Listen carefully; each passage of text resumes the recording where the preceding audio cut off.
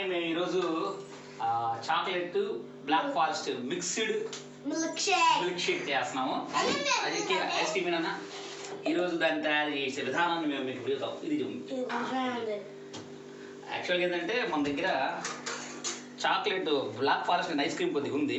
దాంతోపాటు ఈ యొక్క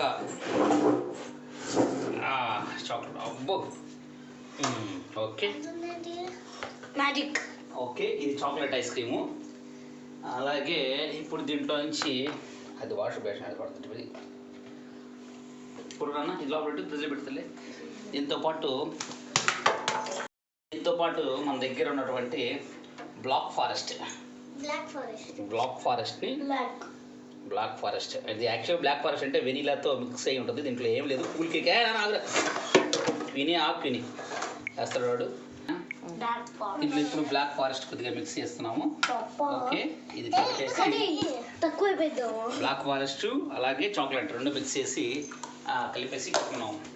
మిల్క్ వెళ్ళాం డాడీ పాలు కొద్దిగా ఓపెన్ చేయాలి. పాలు కొద్ది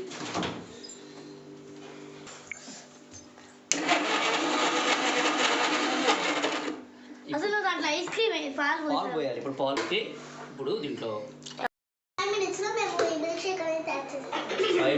మిల్క్ షేక్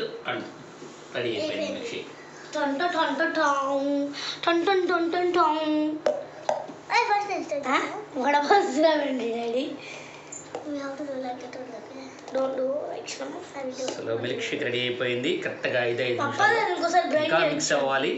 ఇంకా ఎందుకంటే అవుతుంది, ఇంకో గ్లాస్ కూడా అవుతుంది. ఎలా ఉన్నా టేస్ట్ ఎలా ఉంది?